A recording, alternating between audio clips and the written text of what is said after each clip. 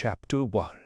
The meadow behind Little Primrose Hall had never looked quite so lively. On that warm afternoon in early June, the villagers of Nether Hatchington gathered for the annual St. Within's charity garden tea, a ritual more sacred than the church services that funded it. The air buzzed with midsummer bees, murmuring gossip, and the clink of porcelain cups upon saucers. Beneath the fluttering white marquee, jam tarts gleamed like rubies on silver trays, and sponge cakes, each claiming to be homemade, offered sweetness with competitive undertones. Miss Jane Marple sat quietly near the edge of the marquee, her chair tilted just enough to catch a bit of shade from the swaying birch tree behind her. She wore a powder blue dress and a straw hat trimmed with a navy ribbon.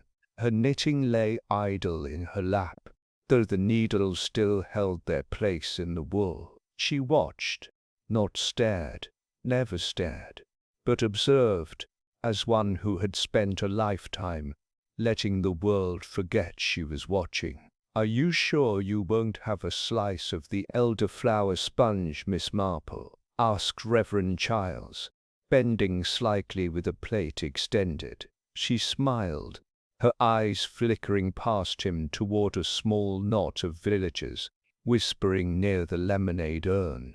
"No, thank you, Reverend. I find sweetness best appreciated from a distance. Too much, and one forgets the bitterness behind it." He blinked, unsure how to respond, then chuckled politely and moved on. At the center of the gathering, Lady Cecily Arbuthnot held court in the deck chair lined with cushions like a royal throne. Her hands were clasped over a silver-topped cane, and her voice, perfectly audible from 20 feet away, carried the kind of authority born from both money and meddling. She was Nether Hatchington's self-declared matriarch, and she wielded her opinion like a riding crop. "Such a shame Daphne couldn't attend," Lady Cecily declared, glancing around pointedly. "Though I'm sure she has her reasons. It is terribly difficult to show one's face after that kind of business." Several ladies tittered, and Miss Marple's brow twitched almost imperceptibly. She took a slow sip of tea. "Daphne Rogers," murmured Mrs. Banbury beside her. "Lady Cecily has never forgiven her, you know, over the will. Entirely scandalous." Miss Marple did not reply, but her eyes drifted to the far end of the meadow. There, standing alone beside the trimmed hedgerow, was Daphne Rogers herself. She wore a pale green dress and held her gloves tightly in one hand. Her expression, what little could be seen, was unreadable. A little older than 35, she had the kind of restrained elegance that made village tongues wag. Her father, Colonel Rogers, had died just 3 months prior, leaving behind a string of contested debts and a once prized estate, now rumored to be in ruin. Daphne did not greet anyone. She simply stood watching the gathering, as if separated by more than just distance, and Miss Marple saw the subtle stiffening in her shoulders when Lady Cecily turned to notice her. Later, as guests made their way toward the pudding tables, a shriek cut through the meadow. It came from Betsy Crince, the young maid from Primrose Hall, who had been sent to fetch a fresh jug of milk from the icebox near the servants' garden. I didn't touch anything," she cried. "She was just there, sitting, slumped like a broken doll. Oh Lord." Within moments, the tea party dissolved into shrill confusion. Chairs tipped over, plates fell, the murmuring rose to a crescendo of gasps and exclamations. Lady Cecily had been found dead, seated alone beneath the white pergola near the back of the meadow. A slice of cake still rested on her lap, untouched. Her eyes were closed, her head tilted slightly to the side. At first glance, she looked merely asleep, but Miss Marple had already risen from her seat, walking carefully toward the scene. It was the positioning of the cane that troubled her, not in Lady Cecily's usual grasp, but resting just out of reach, and the angle of the teacup on the grass, a detail no one seemed to notice. "Stand back," barked Inspector Llewellyn, who had been enjoying the tea until this sudden calamity. "Everyone stand clear." Miss Marple waited at the edge of the gathering crowd. She did not speak. Her eyes moved from the pergola to the trestle tables to the path near the hedgerow, where Daphne Rogers had vanished. A breeze stirred the grass, and the white bunting fluttered faintly overhead. The peaceful day had curdled. Death had come to the meadow, not loudly, not violently, but with a quiet, chilling grace. And though the villagers would all whisper of heart attacks and fainting spells, Miss Marple already suspected that something far more deliberate had occurred. She glanced once more at the fallen teacup. There was something too neat about it, too intentional. Chapter 2. It was astonishing how quickly a village could pivot from clinking teacups to whispered suspicions. By that evening, the scent of trampled grass still hung in the air behind Little Primrose Hall, and the marquee sagged with untended cakes. The coroner's van had come and gone. Reverend Childs said a few solemn words. Too few, some thought, and Lady Cecily's body was taken away with a silence more uneasy than reverent. Word travelled faster than the wind across Nether Hatchington. By supper every parlour, post office queue, and shop stoop buzzed with theories, and every account of the day seemed slightly, yet significantly different. She choked on a cherry stone. "I heard," muttered Harold Brixton, the local grocer, shaking his head as he leaned over his counter. "Poor Lady Cecily always ate too quickly. I told her once those plums she liked. Dangerous. Mark my words." "Rubbish," snapped Mrs. Edgewater, who claimed to have been near the pergola when the maid screamed. It was her heart. You could see it coming for years. Her cheeks always flushed too red when she argued. And she did argue, didn't she? She was red in the face, confirmed old Mr. Tupper, who hadn't been invited, but peered through the fence during the tea. Been invited, but peered through the fence during the tea. Saw it myself. Or maybe it was the wine. There was no wine, said the vicar's wife. Well, then she imagined wine, he countered. To no one in particular. Only one person in the village hadn't yet speculated aloud. Miss Marple sat quietly in her drawing-room, her knitting untouched in her lap. She had poured herself a small cup of cocoa, and was staring at the embroidery on the window-sill curtains, not seeing it, just thinking. The knock at the door was expected. "Come in, dear," she said, before the knock came again. It was Mrs. Banbury, flustered and pink-faced, with the kind of urgency that accompanied every rumor she couldn't quite keep to herself. "You heard, of course, such a dreadful thing," she began, sinking into the settee without waiting to be offered it. Miss Marple nodded slowly. "Yes, dreadful." And Inspector Llewellyn, hopeless, entirely convinced it was natural causes. "Honestly, Jane, I could just scream.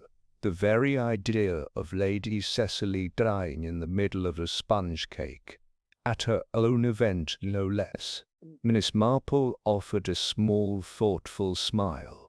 Life rarely respects ceremony, nor death, I'm afraid. Mrs. Banbury leaned forward, lowering her voice. But listen now, no one's talking about Daphne.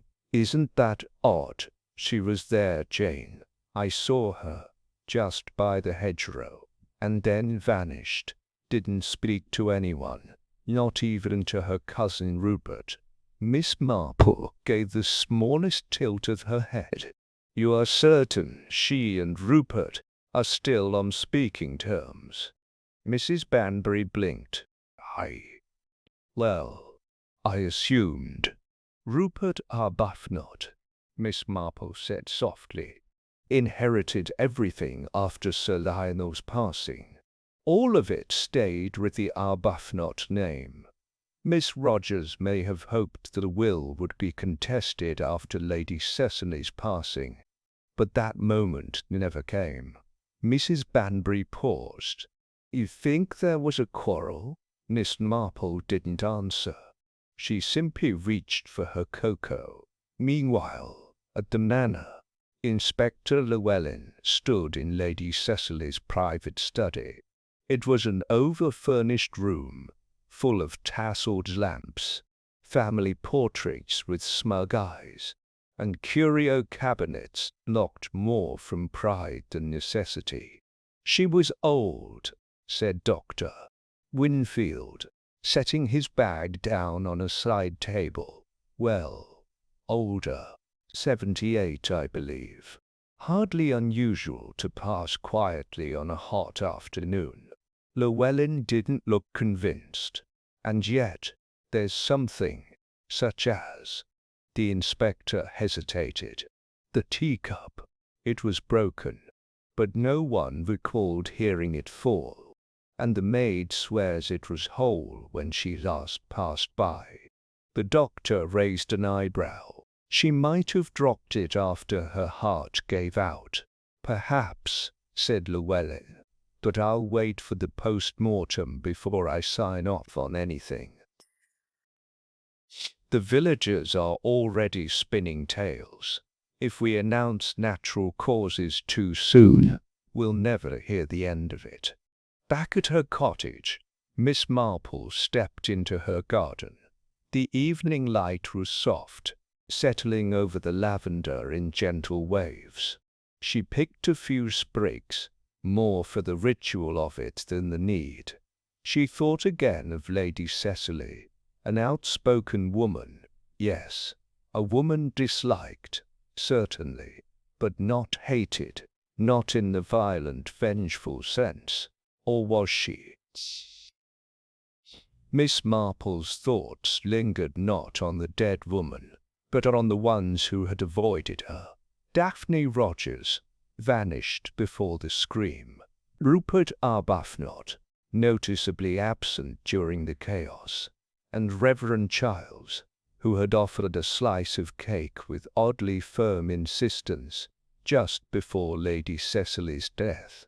People always say how unnatural murder is, Miss Marple murmured to herself, but in truth, it's the most human thing of all. Her cat blinked up at her from the garden wall, unimpressed.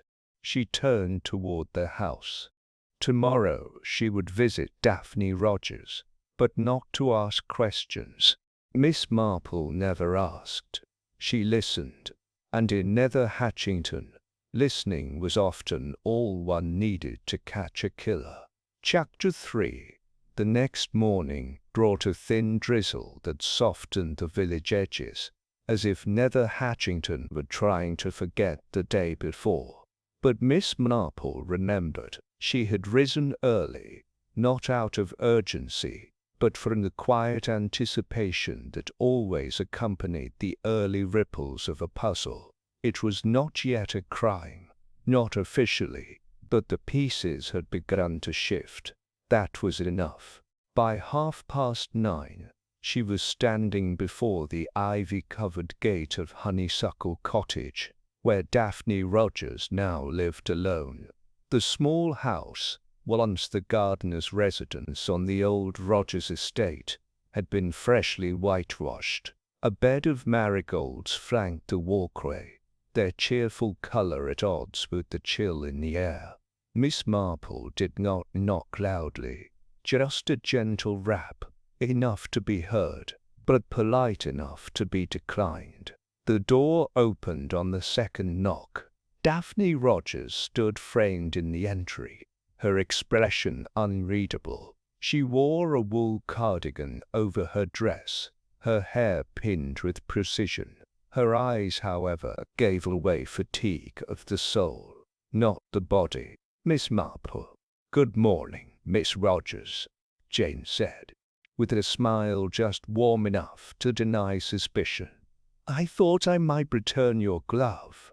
I believe you dropped it in the grass, just near the lemonade table." Daphne blinked. "I didn't realize you were quite absorbed." "Understandably so. May I?" A pause, brief and uncertain. Then Daphne stepped aside. The sitting room was immaculate, books arranged too precisely, fireplace great spotless, a single cushion set just off-center, as though someone had placed it there deliberately to suggest casualness. Miss Marple sat without waiting to be directed, not out of rudeness, but as a woman used to village rhythms and unspoken rules. Daphne offered tea, which Miss Marple declined. They sat in near silence for a moment. The ticking of a brass mantel clock filled the space between them. "I saw you at the meadow," Miss Marple said gently. Daphne folded her hands. "I wasn't invited." "No, but you came anyway." A flicker in Daphne's gaze just for a second. "I wanted to see someone," she said finally. "Rupert." She nodded slowly. Miss Marple tilted her head. "And did you?" "No." Miss Marple let the silence linger just long enough to become uncomfortable. Daphne exhaled. "I hadn't spoken to her in weeks. Lady Cecily made it quite clear that I wasn't welcome at family functions." "You still cared to say goodbye, though?" Daphne's jaw tensed. "Not to her." There it was, spoken softly, but not accidentally. Miss Marple reached into her handbag and drew out a small envelope. "A curious thing," she murmured. "This was delivered to the vicarage this morning. Addressed to no one. No stamp, no sender. I was visiting Mrs. Childs when the maid brought it in." She slid it across the table. Daphne didn't touch it. "What is it?" Miss Marple smiled. "That's the question, isn't it?" Daphne hesitated, then leaned forward. The paper crackled as she unfolded it. One sentence typed in faint black ink. She took what wasn't hers and paid for it. There was no signature. Miss Marple watched the young woman's face closely, not for shock or outrage, but for absence. Daphne read the words too calmly. "Do you think this was meant for you?" Miss Marple asked. "No, for Rupert." "I don't know." Miss Marple nodded slowly, then stood. "Well, thank you for the tea you didn't make, and the truth you nearly said." Daphne flinched, but Miss Marple was already moving toward the door. Outside the drizzle had stopped. A wren chirped from the hedgerow, indifferent to human gains. As Miss Marple walked past the gate, she noticed something odd in the soil beside the marigolds. A single spoon, buried halfway, tarnished and certainly out of place. She crouched, brushing the soil gently aside. It was a silver teaspoon, engraved with an ornate letter A, Arbuthnot. She didn't take it. She didn't need to. Back in the heart of the village, Inspector Llewellyn had begun making quiet inquiries. He sat in the public library across from Rupert Arbuthnot, who had finally returned from a brief and regrettable business trip to Cambridge. His appearance was composed, but the inspector noted the tautness in his smile and the glances he cast toward the exit. "She died peacefully," Rupert said, stirring his tea. "It's unfortunate, but not surprising. My aunt was not a young woman." "No, but she was in good health by all accounts," Llewellyn replied. "In fact, Dr. Winfield described her as annoyingly sturdy." Rupert said nothing. "There's a matter of inheritance," the inspector continued. "Everything passes to you, I believe?" "That's correct. My uncle arranged it years ago." "No changes, no recent additions?" Rupert's spoon tapped once against the cup. "None that I'm aware of." "And Miss Rogers?" Rupert's jaw tensed. "Daphne and my aunt didn't get on. She always hoped the will would favor her. It didn't." "Were you on good terms with her?" "I wouldn't say good. Civil." The spoon tapped again. Miss Marple, though not present, might have noted the rhythm. People lied in patterns, just as they told the truth in inconsistencies. Later that evening, as she prepared a light supper, Miss Marple opened her notebook and made a list. Daphne, absent before the scream. Not shocked by the message. Rupert, too calm. Inheritance confirmed. Teaspoon buried from Primrose Hall. Why hide it? Message, typed, not written. Emotional distance.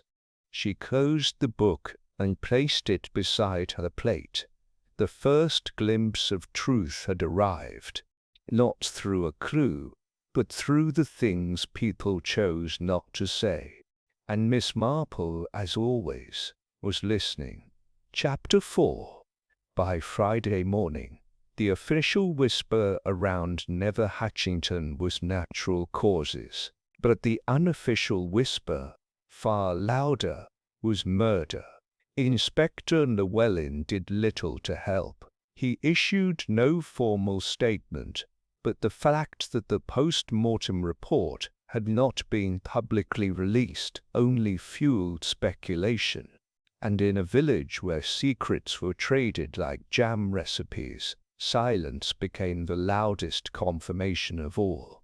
Down at the Golden Fern, the village's modest but beloved pub, the atmosphere was equal parts ale and accusation. "I'll tell you what I think," declared Arnold Cresswell, a former solicitor who now claimed retirement as a license to speak recklessly.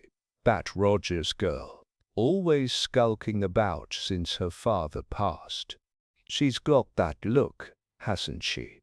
"What look?" asked his drinking companion, a man named Thurley, who rarely offered opinions unless someone stronger voiced one first. "The kind of look a woman gets when she knows she's owed something and means to take it, one way or another."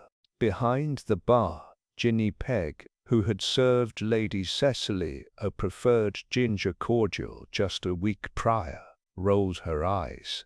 If it were Daphne, she wouldn't be daft enough to do it in public, at a tea, with half the village watching.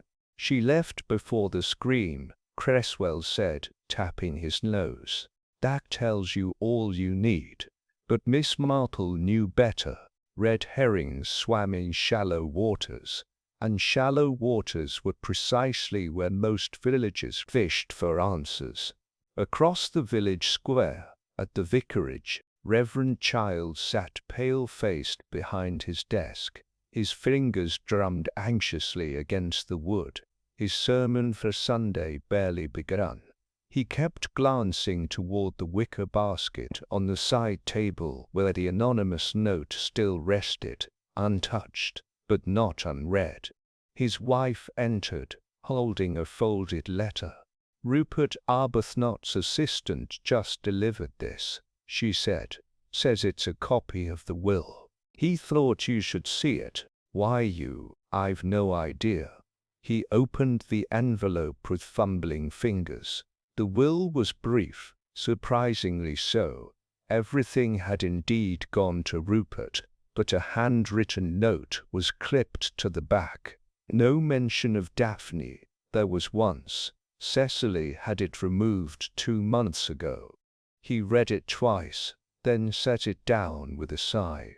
In her cottage, Miss Marple was arranging anemones into a small glass vase when the doorbell rang. She opened it to find Inspector Llewellyn standing with a modest frown and a notebook tucked under his arm. "May I?" he asked. "Of course," she replied, stepping aside. "You've not come for gardening advice, I imagine." He sat in the armchair by the window. "You've heard what the villagers are saying. I make it my business to hear," she said. "But not always to believe." He smiled faintly. "Daphne Rogers is the name on everyone's lips." "She is. You've spoken with her." "I have." "And—" Miss Marple placed the vase down with deliberate care. "She's frightened. Not of guilt, but of implication. There's a difference, Inspector." Llewellyn raised an eyebrow. "You don't believe she did it?" "I believe she knows something she won't say, which makes her dangerous, but not necessarily guilty." The inspector leaned forward. "Then, who do you suspect?" Miss Marple picked up her knitting needles and began looping soft grey yarn. "I never suspect, Inspector. I wait for someone to speak too quickly, or not at all." That afternoon Inspector Llewellyn called on Rupert Arbuthnot. He arrived unannounced. Rupert answered the door himself, his expression composed, but his tie loose. "Inspector." Again, Llewellyn offered a cordial smile. "I just need a moment." They sat in the drawing-room. Rupert poured a whiskey, but offered none. "I'll be candid, Mr. Arbuthnot," the inspector said. "A few inconsistencies have come to light, namely, the timing of your return to the village. I was away on business, as I told you. You returned the night before the garden party, quietly. No one saw you until after your aunt's death." Rupert sipped his drink. "Am I required to announce myself in the village square?" Llewellyn let the silence stretch before responding. "The coroner is requesting further toxicology, something about the levels of belladonna in her system. Not conclusive yet, but suggestive." Rupert's fingers tightened slightly on the glass. "And you're telling me this because you benefit most from her death? Because someone buried a silver Arbuthnot teaspoon in Daphne's garden? And because you lied about when you returned?" Rupert stood. "You have no evidence?" "No," the inspector said, rising as well. "But I have time." Back in her garden, Miss Marple was pruning her roses when she heard footsteps behind the hedge. She paused. "Miss Marple." It was Guinea Peg, from the pub, cheeks flushed from either haste or nerves. "I probably shouldn't say this," the girl began. "But well, I thought you'd listen." Miss Marple brushed her gloves free of thorns. "I usually do. It's just Rupert. He came to the pub the evening before the tea, ordered something sharp, sat there staring into the fire. Then he asked, odd thing to ask, if anyone still had access to the old Rogers medicine cabinet. Said it was sentimental rubbish, but he wanted to know if the drawers were still locked." Miss Marple's brow lifted. "Did you tell him anything?" "I said I didn't know, but it stuck with me." especially after. Yes, Miss Marple said quietly. I imagine it would. She offered the girl a short nod and returned to her garden. The list in her notebook had grown longer. Rupert lied about his return. A will was altered 2 months ago. Daphne frightened, but not defensive. Belladonna now confirmed in preliminary reports. Old medicine cabinet mentioned possibly relevant. Ginny saw Rupert behaving oddly. But Miss Marple knew one thing the inspector did not. If Rupert had poisoned Lady Cecily, it had not been out of rage or desperation. It had been planned, carefully, and that meant others were involved, knowingly or not. The first suspects had stepped into the light, but the truth still waited, quiet, patient, buried just below the soil. Chapter 5. It was not the smell that lingered at Little Primrose Hall that troubled Miss Marple, though the faint trace of ginger cordial and rose polish clung to the corridor like memory. It was the silence.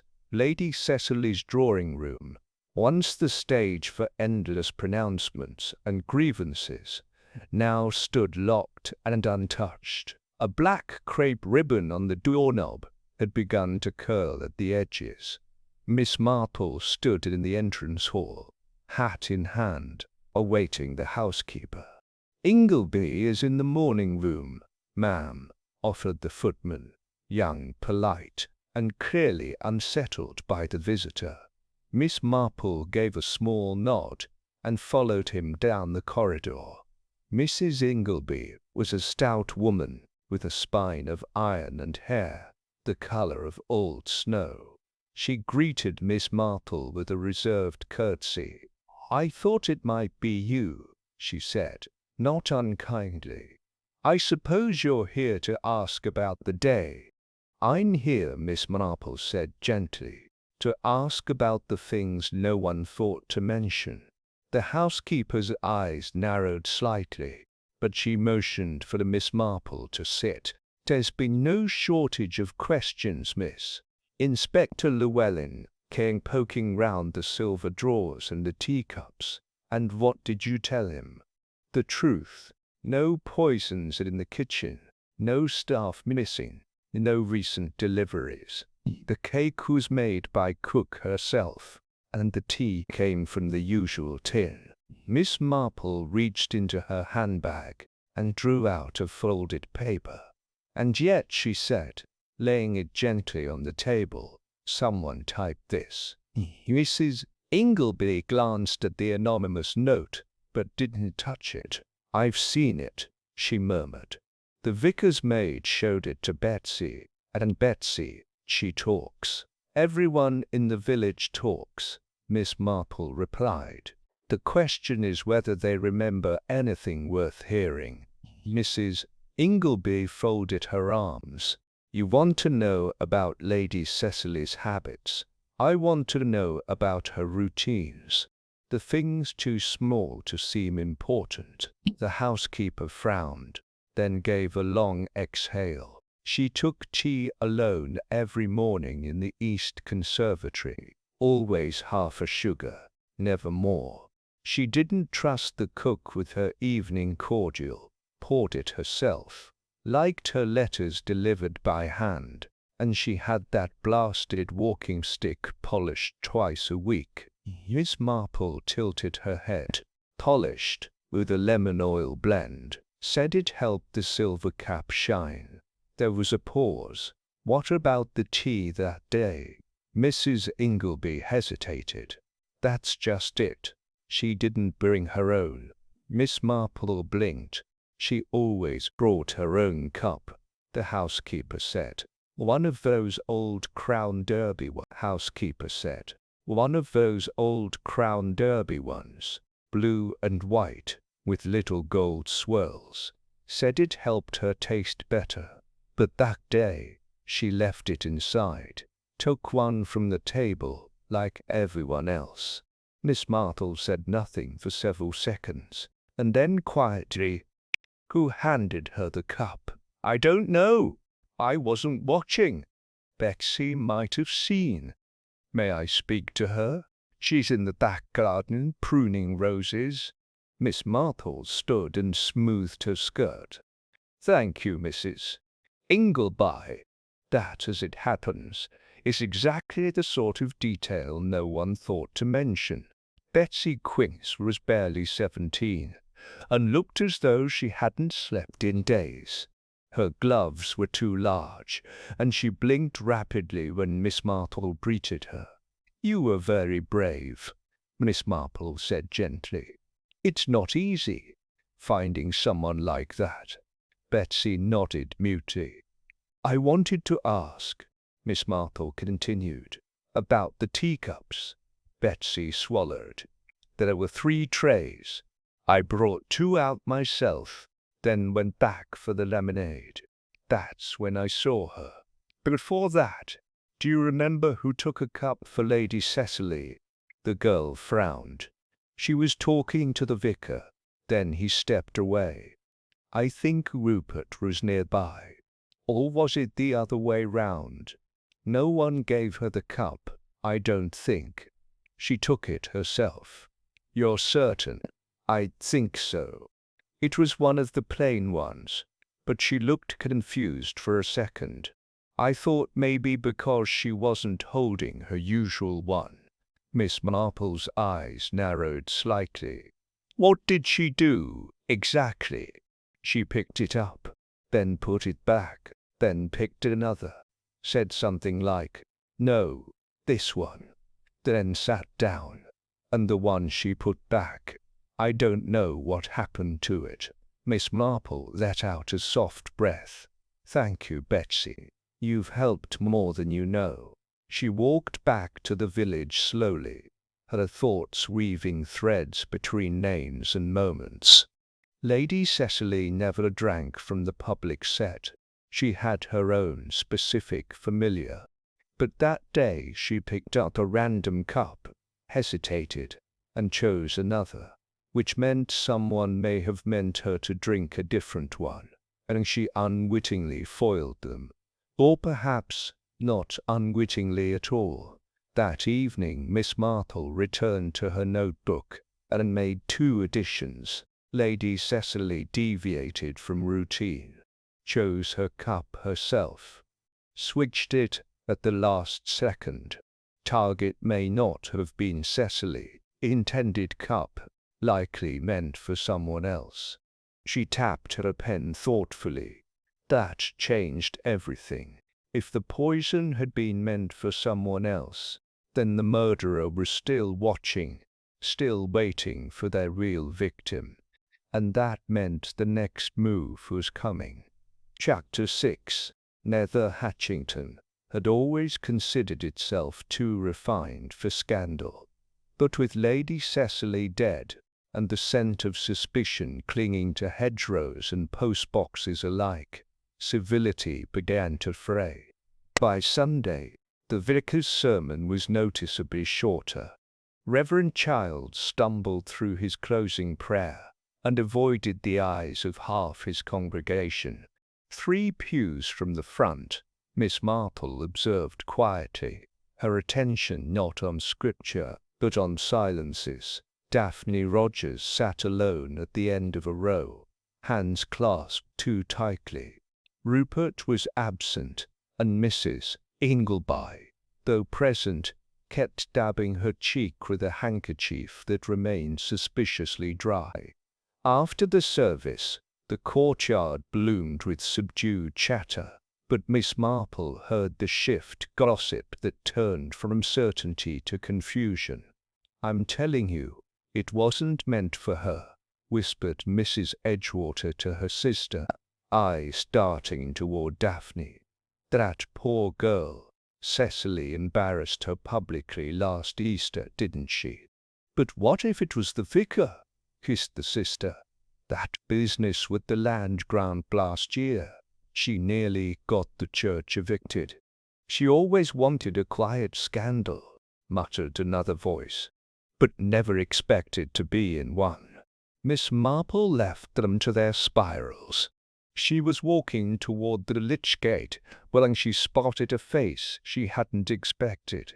Dr. Winfield, the village physician, speaking rather heatedly to Ginny Pegg beneath the yew tree. Ginny's posture was rigid, her mouth tight. As Miss Marple passed within earshot, she caught only a few words. "Not your concern, and stay out of it." But the tone was unmistakable. Ginny turned abruptly and walked off toward the vestry. Miss Marple paused beside the doctor. "She's young," she said gently, "and frightened. Rather a dangerous combination when there are secrets involved." Dr. Winfield sighed, loosening his collar. "She's been asking questions above her station. I imagine you mean she's been listening. She's serving drinks and spreading speculation. I simply reminded her she's not helping." Miss Marple raised an eyebrow. "Or perhaps she's getting too close." He offered a thin smile, but it didn't reach his eyes. That afternoon, Inspector Llewellyn visited the hall again, this time with a warrant.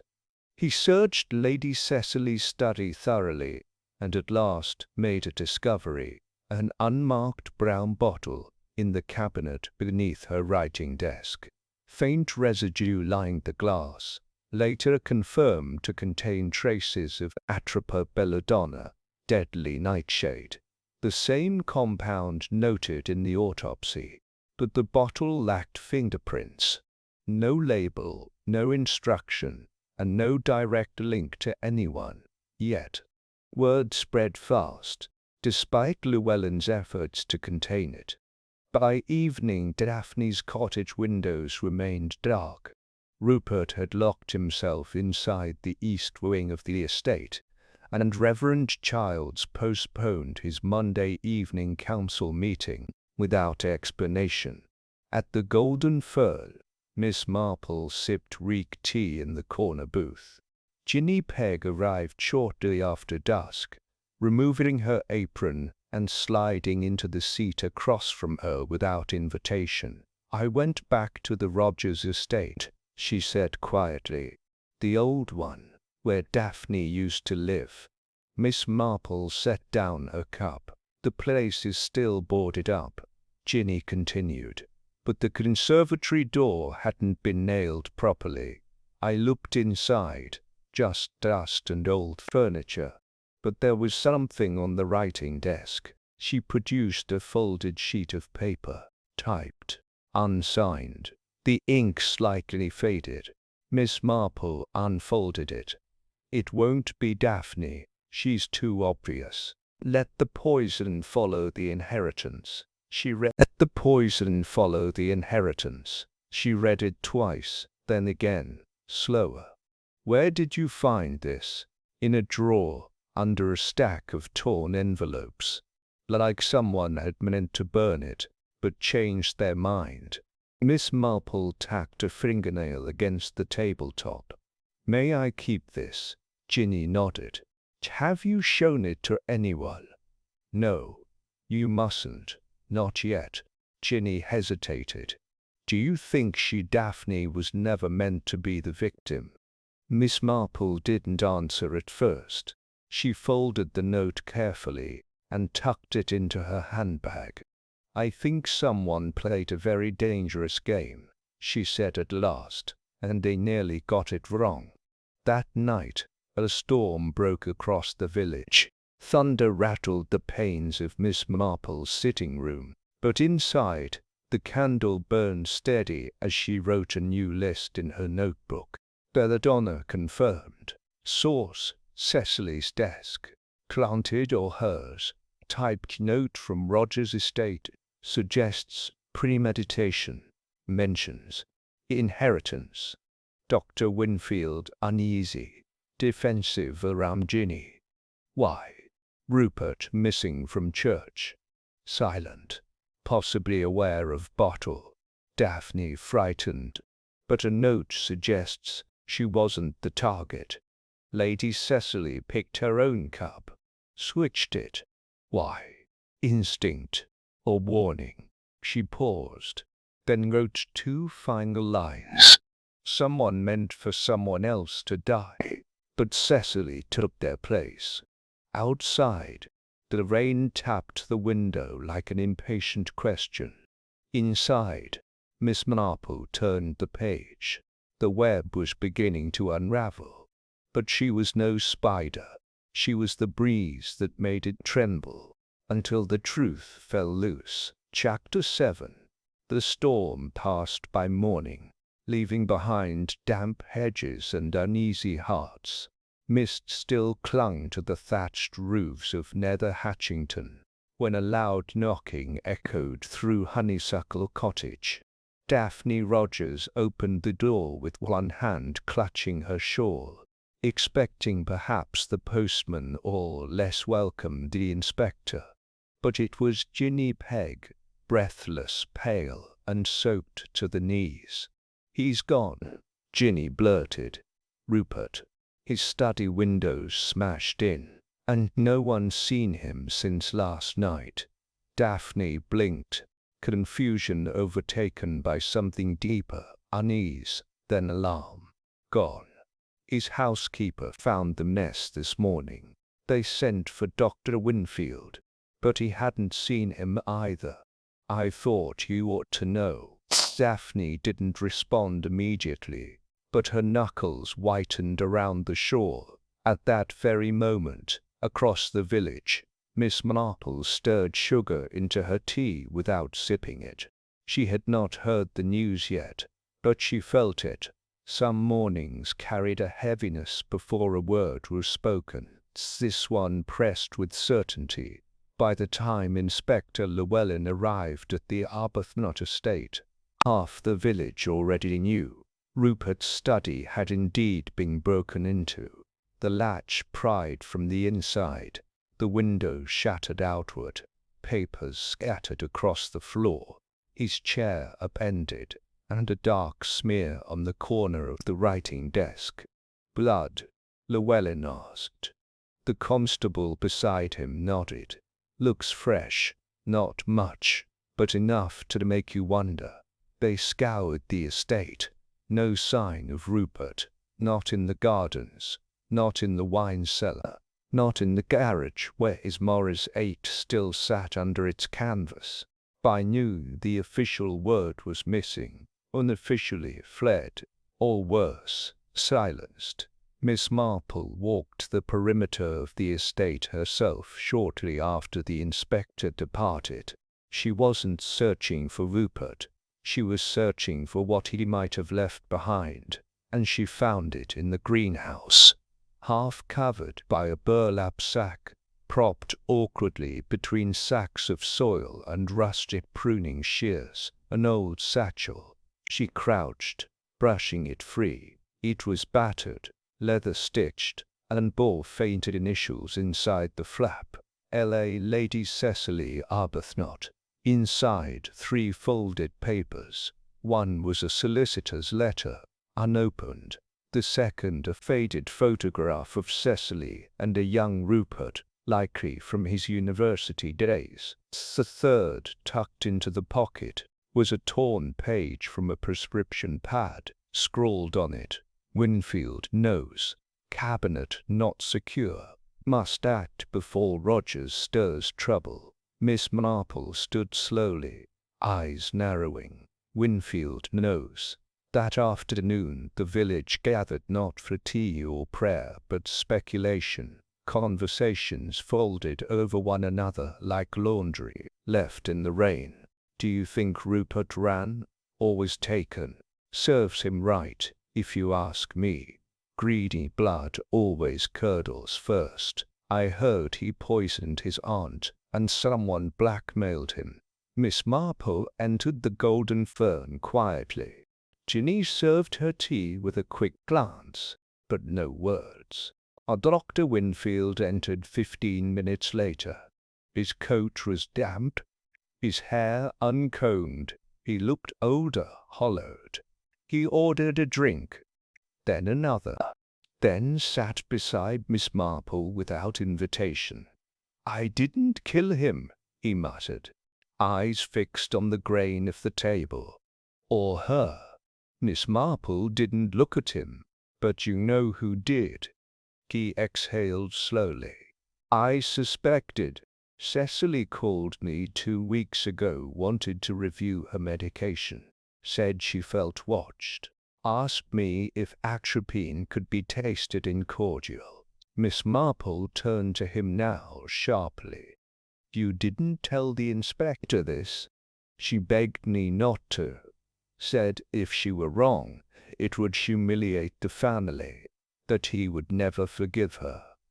Rupert, she was afraid of him. That's the truth. Afraid he'd learned what she once tried to cover up." Miss Marple leaned in. "Cover up? What?" Winfield hesitated. "Daphne's mother. The old affair. The inheritance mess. There was a second will long ago, one that split the estate. Cecily destroyed it. Said Daphne's side of the family would waste it. But someone knew."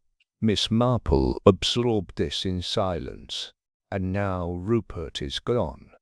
Winfield swallowed. "Or hiding. Or," she said quietly, "he was never meant to die, only disappear." He turned to her, startled. "Sometimes," she continued, "people need to vanish, to prove they were never meant to be found." Later that evening, Miss Marple sat in her parlor, her knitting untouched. She laid the 3 new items beside her notebook. The satchel with Cecily's initials, the prescription scrap implicating Winfield's knowledge, the missing second will implied, but not yet seen. She added a new line. Rupert disappears the same night. Cecily's satchel surfaces. Blood, but no body. Then beneath it, more slowly, Winfield involved, but perhaps not as killer, as protector. And one more. Someone tried to murder a second time, but was interrupted. The killer was still playing the game, but now the board had changed, and Miss Marple was no longer a spectator. Chapter 8. By Monday evening, the village had entered a strange stillness, the kind that settles not after a storm, but before one. Rupert Arbuthnot remained missing. The broken window, the blood, the satchel, the prescription note, all spoke of a man either running or being silenced. But something in the scene felt arranged. Miss Marple knew the difference between disorder and misdirection, and she had seen enough performances to recognize when the props had been too neatly placed. That morning, she had paid a quiet visit to Daphne Rogers, not for questioning, not even for comfort, but to invite her for tea. "I've asked 1 or 2 others," Miss Marple had said casually, as she smoothed the cloth on the small round table in her garden. "You may find it enlightening." Now, as the clock chimed 4, the guests arrived one by one. Daphne, pale and reserved, clutching her gloves too tightly. Dr. Winfield, reluctant but present, eyes shadowed with unease. Mrs. Ingleby, curious and slightly offended not to be told the purpose. And finally, Ginny Pegg, fidgeting with her sleeve and glancing over her shoulder. 4 of them sat in Miss Marple's garden, beneath the clematis arch. 5 teacups were laid out. She poured calmly, speaking lightly of village affairs, the wilting roses, and a new biscuit recipe. It was only after the second cup that she said, in a tone too gentle to alarm, "I imagine by now, each of you has wondered if you were being watched." They fell silent. Dr. Winfield set down his cup a fraction too fast. No one is accusing anyone here, Miss Marple went on. But it does occur to me that whoever orchestrated Lady Cecily's death did so with a precision that required familiarity, not just with routine, but with emotion, with fear, and with the spaces people tend not to look. She turned to Daphne. Tell me, my dear, did your mother ever keep letters from Lady Cecily? Daphne blinked. I don't know. Perhaps, after the argument over the inheritance, she stopped answering them. I believe one of those letters went missing from Cecily's personal effects, Miss Marple said mildly. A letter that named you as beneficiary in an earlier will, removed and rewritten, but not destroyed. Someone kept it, someone who could use it. Winfield leaned forward. You're suggesting blackmail? Miss Marple's smile barely lifted. No, I'm suggesting bait. Mrs. Ingleby shifted in her chair. You mean someone planted that letter to frame Daphne, to tempt Rupert? Miss Marple said. He was never a murderer, but he was desperate to keep what he'd been promised. Ginny's voice came quietly.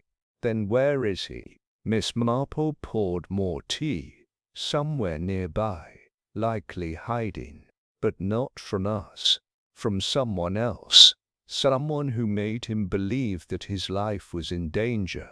She let that sit for a moment, then stood. I should fetch the scones. Do excuse me.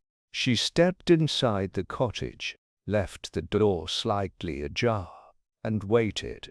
Through the thin lace curtains she saw them all, Ginny watching the others nervously, Mrs. Ingleby staring at her cup, lips pursed, Dr. Winfield avoiding Daphne's gaze, and Daphne leaning forward now, whispering something sharp and fast to Ginny. It lasted only seconds, but it was enough. Miss Marple stepped back out. Oh, I nearly forgot. There was a fifth invitation, she said casually. He said he might be late. The group looked up. Who? Asked Winfield. Miss Marple folded her hands. Rupert Arbuthnot. Ginny dropped her spoon. Mrs. Ingleby gasped. And Daphne. Daphne didn't blink. She froze. It was the stillness, not the movement, that confirmed everything. Funny, isn't it? Miss Marple said, her voice softer now. You poisoned a cup that day. Not meant for Cecily, but meant for Daphne. That's why the note warned. She's too obvious. It was meant for her. But Cecily switched cups, just by chance, or perhaps suspicion. Dr. Winfield stood abruptly. Are you saying I'm saying? Miss Marple interrupted, turning to face Guinea Peg, that this young woman has been used. She found notes, passed them along, and was nearly the next victim. Ginny recoiled. What? Miss Marple didn't raise her voice. Someone had to plant the satchel. Someone had to stage the study. Someone had to smear just enough blood to suggest a struggle. Someone who knew how to make a disappearance look violent. The silence returned. Daphne stood slowly. You have no proof. Miss Marple looked at her gently. You kept the bottle. You typed the note. You planted the satchel. You did everything. Except realize Cecily would sit in your place.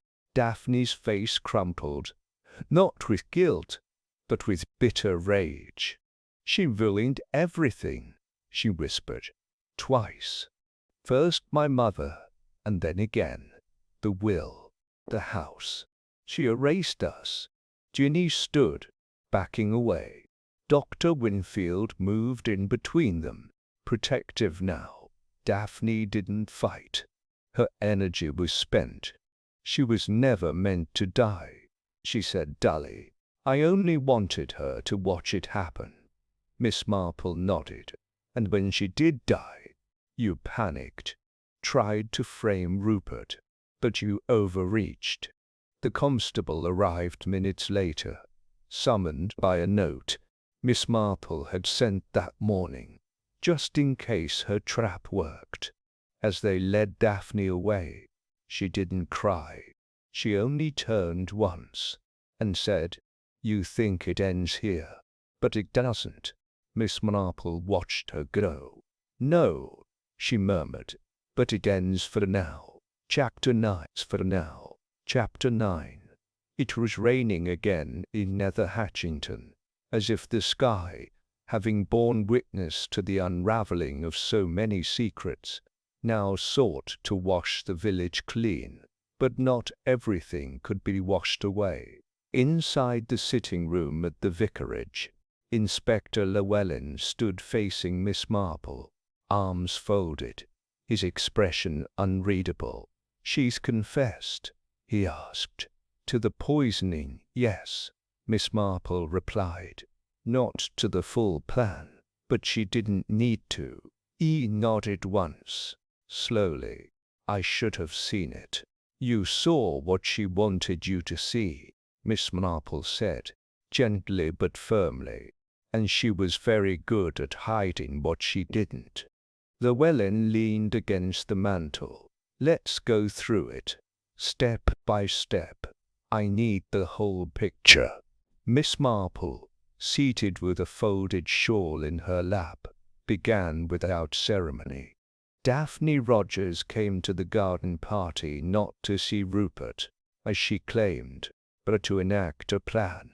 She knew Lady Cecily would be present, that tensions would be high, and that the tea service would be self-serve, perfect for planting the poisoned cup. Llewellyn nodded. "She laced a specific cup." "Yes, one of the plain ones." She assumed rightly that the servant trays would offer no assigned cups. She watched from the hedgerow, waiting for her mark. "Rupert?" "No," Miss Marple said softly. "Herself." The inspector blinked. She planned to poison herself, not fatally, just enough to induce illness, fainting, a hospital stay perhaps.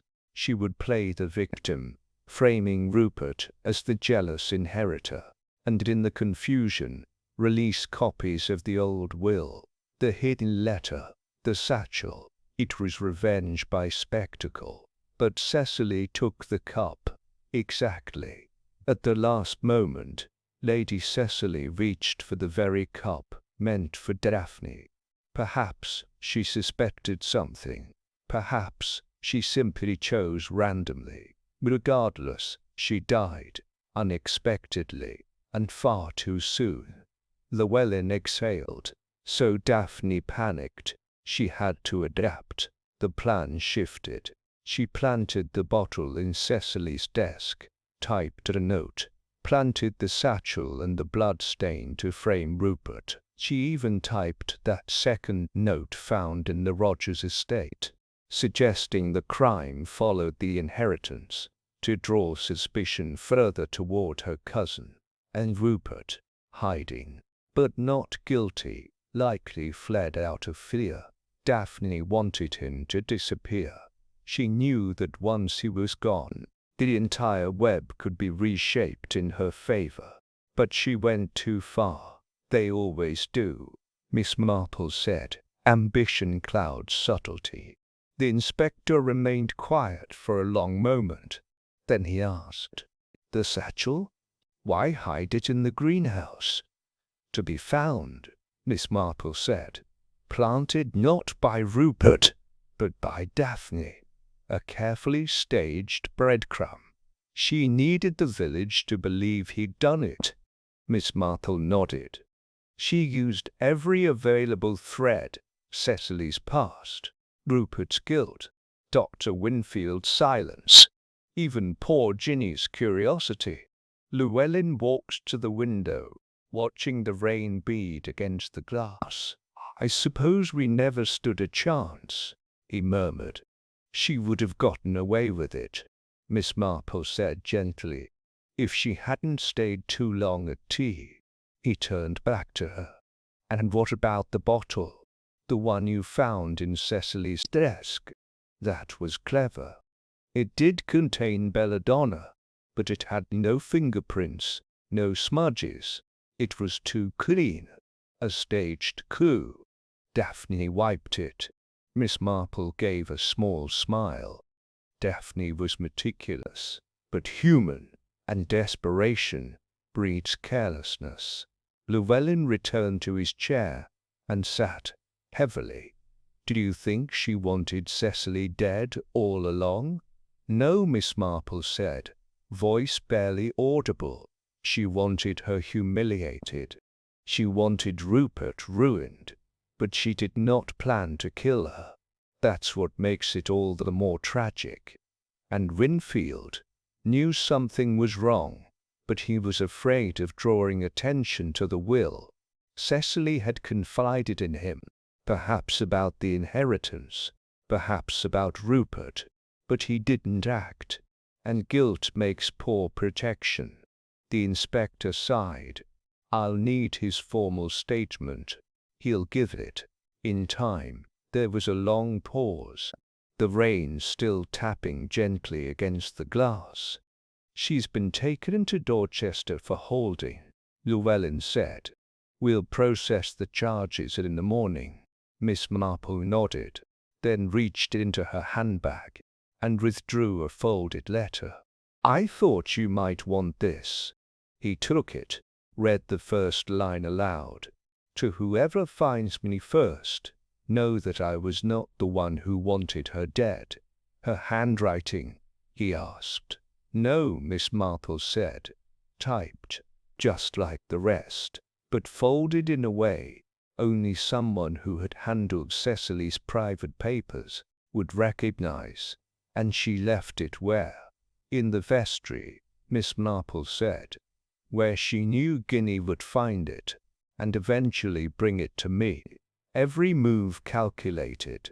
He folded the letter and set it on the table. What would we do without you, Miss Marple? She smiled faintly. Make do, or fail quietly. Llewellyn laughed once, briefly. Outside, the church bell tolled the hour. Somewhere, a curtain was drawn, and in Miss Marple's cottage, the kettle whistled faintly. The truth had arrived, not with screams or spectacle, but as it always did, with calm certainty, and the steady hand of a woman who knew that the dead did not lie, only the living did. Chapter 10. It was the following morning when Miss Marple returned to Little Primrose Hall. The house had fallen into a hush again, not out of grief this time, but recovery. The once proud windows now gazed emptily over a meadow, where teacups had become tombstones. Inside, Inspector Llewellyn waited in the drawing-room. He rose as she entered. Before I put it all to paper, he said, I want to make sure it's right, all of it. Miss Marple nodded. It should be. Shall we begin? He sat with his notebook open. Start from the motive. Miss Marple folded her hands in her lap, her voice clear and even.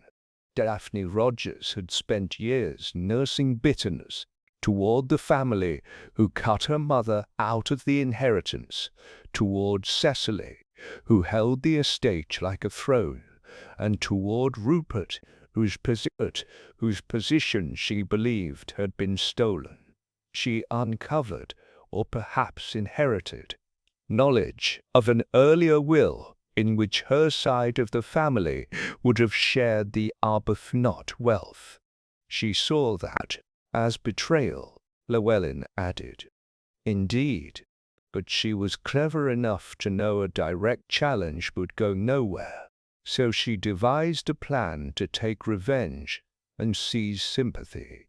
She intended to poison herself, just enough to land in hospital, to appear the victim of a failed murder attempt.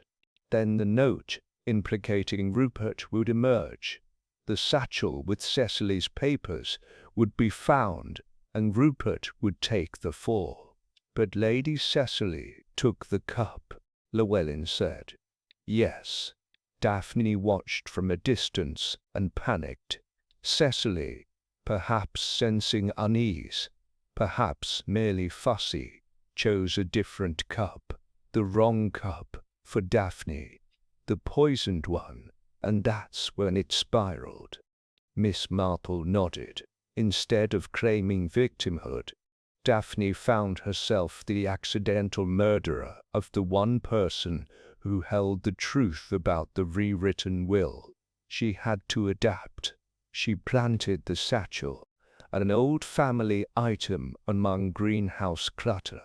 She forged notes, sowed suspicion on Rupert, and exploited the village's readiness to believe the worst of him. The broken window, Llewellyn said, checking his notes, and the blood. She staged his disappearance, broke the latch from the inside, smeared a small amount of blood, likely her own, on the desk to imply violence, left the study in disarray, and let the village do the rest. And the satchel, it had the prescription note, suggesting Dr. Winfield's involvement. Clever misdirection. Daphne knew Winfield had private conversations with Cecily. She cast just enough shadow over him to make him defensive, even look evasive. It was meant to confuse. Llewellyn tapped the page, but she got sloppy. She always had one flaw, Miss Marple said. She needed control. Even her manipulation of Guinea Peg, showing her half-truths, leaking notes, nudging her toward me, was an attempt to steer the narrative. She underestimated you. More importantly, Miss Marple said, she underestimated Cecily. Lady Arbuthnot was many things. Vain, sharp-tongued, but not foolish. I believe she suspected something when she chose that cup. Perhaps she meant to test Daphne, or thought the cup odd. Regardless, she drank it and died. Llewellyn looked up. Why not confess then? Because Daphne believed she could still win. The village was already gossiping. The satchel was planted. The story nearly wrote itself. And Rupert, well, he made it easy. He fled, temporarily, out of fear, or guilt, or self-preservation. But Daphne used that to reinforce the frame. Llewellyn closed the notebook. And your test, the tea, the invitation.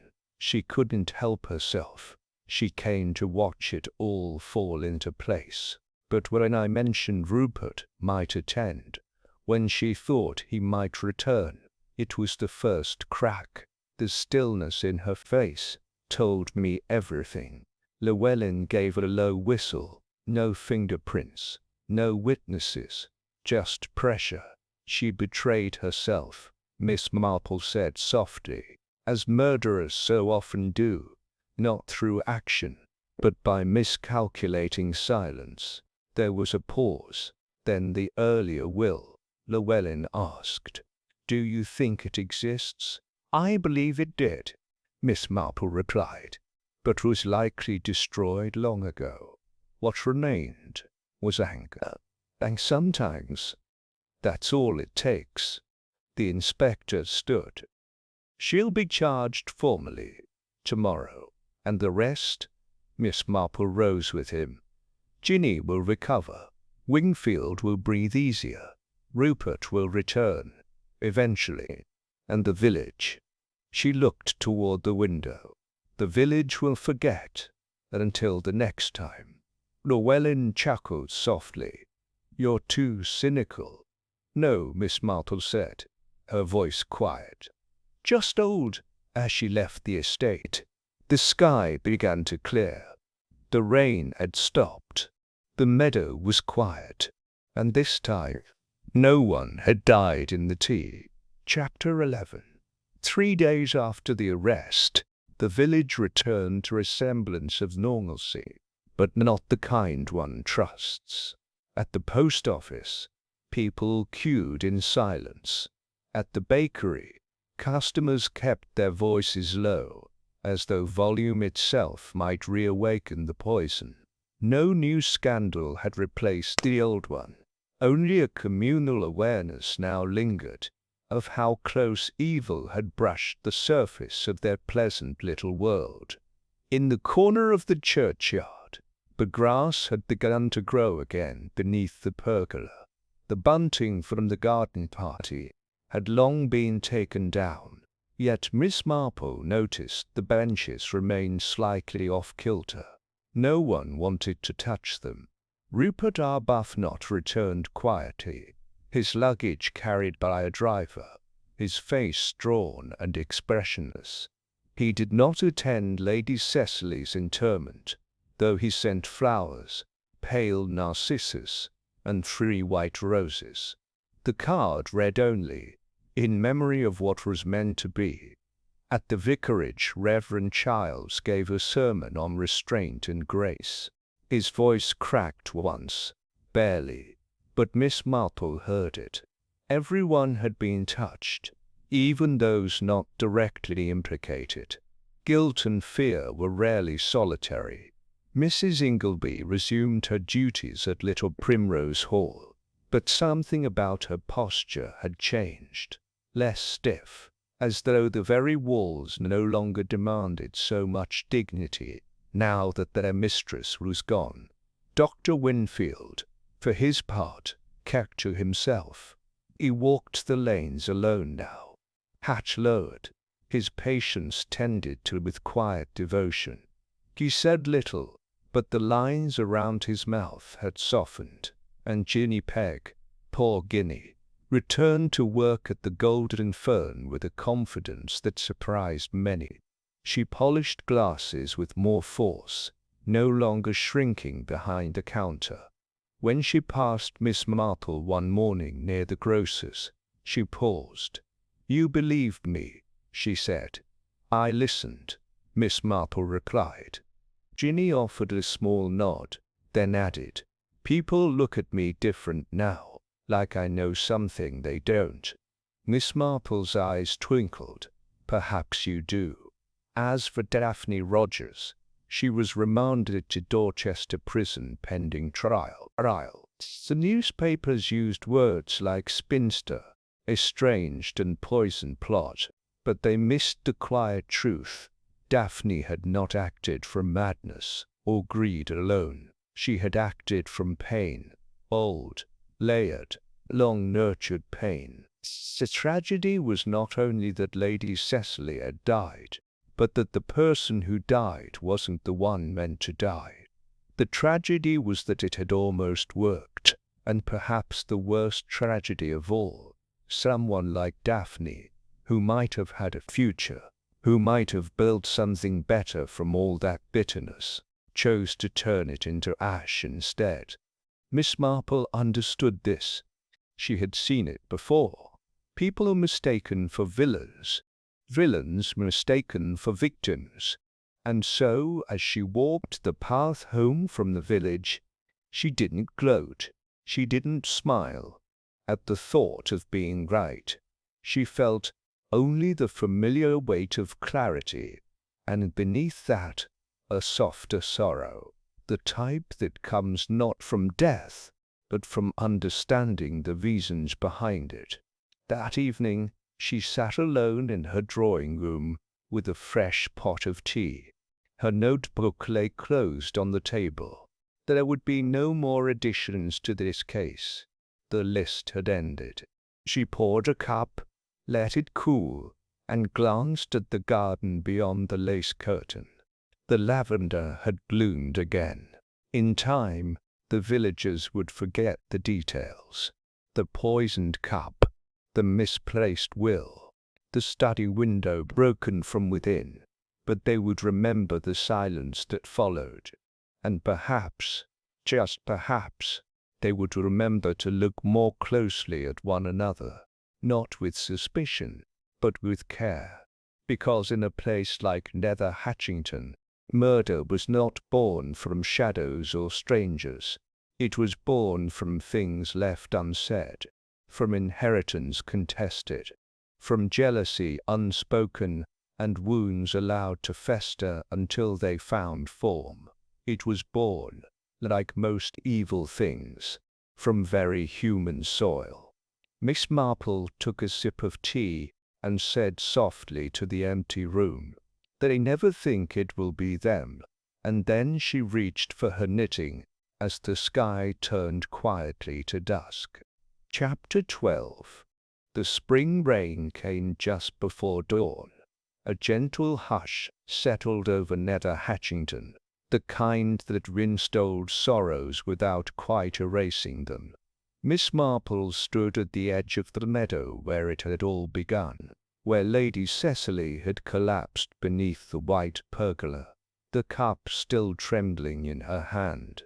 Now the grass was fresh again, untrampled. Life had reclaimed its space. She held a letter in her gloved hand, its paper softened at the folds. It had arrived that morning, from Daphne Rogers, written in small compressed script. "I do not ask forgiveness, but I did not intend Cecily. It was meant for Rupert. You know that, of course. I dare say you knew before even the police. You always were the one truly watching us. I loved him, not in the way that novels talk of love, but in the way one holds on to something that once made you feel important. When he left me for Cecily, it wasn't betrayal. It was erasure. I ceased to exist in his world. She replaced me like a hat replaced on a hook. When he returned this spring, full of apologies and nostalgia, I foolishly hoped, but she would always be the one he honored, the one who glittered at his side. And I, what was I? A footnote, a complication. So I did it. The poison in the sherry. I watched through the study window as he lifted the glass at the garden party, and I wept. I never thought Cecily would reach for it instead. I never thought she'd be the one to raise it first." Miss Marple folded the letter and tucked it back inside her coat. She had known, of course, knew it from the moment Rupert arrived that morning, his eyes too dry for grief, too wary of mirrors, and from Daphne's shoes, meticulously cleaned, yet showing traces of broken grass. Knew it in the silence between the sisters, as they walked toward the garden party, not touching, not speaking, but even knowledge brought no ease. Some tragedies were so slow in the making. No single moment could be blamed. A figure approached across the field. Inspector Crail. He looked more relaxed than usual, though the corners of his mouth remained downturned in thought. "Is it done, Miss Marple?" he asked. She nodded. "Yes, she's confessed in full." He exhaled, and said nothing for a moment. Then, "And you?" "I shall return to my garden," she said softly. "The roses have begun to rebel." Crail chuckled. "Thank you for seeing through it all." Miss Marple gave a small shrug. It was never about cleverness, just listening, and noticing what no one else bothers to. He gave her a small nod, and walked back toward the lane. Later that morning, Miss Marple stopped at the bakery. Mrs. Tukes handed her a warm scone with apricot jam, and avoided mentioning the case altogether. "Lovely morning," the woman said instead, eyes flicking once to the folded letter visible in Miss Marple's coat. "Yes," Miss Marple replied. "A morning for planting." She returned home to find Ginny Peg waiting on the front step, holding a tin of shortbread and a folded envelope. "I thought you should have this," Ginny said. It's Lady Cecily's will. I found a second copy filed in her sewing desk, of all places. Miss Marple opened it slowly. The names were as expected. Rupert, Mrs. Ingleby, the orphanage. But Ginny's name stood out. A small bequest. Enough for a fresh start. Lady Cecily had changed her mind, it seemed, or perhaps revealed what she had always intended once the storm had passed. She never told me, Ginny said, blinking fast. She didn't need to, said Miss Marple. Some kindnesses are best left unspoken until their moment arrives. Ginny left with tears in her eyes. That afternoon, Miss Marple sat once again by the window, the garden outside singing with the buzz of bees and birdsong. The kettle whistled. The world moved on. But she allowed herself one final glance toward the meadow, one last thought. What a thin line it is between hurt and hatred, between memory and motive, and how often that line is walked in silence. She picked up her knitting needles, the pattern familiar now. In the end, every loop closed, every knot resolved, and for once Miss Marple allowed herself to rest.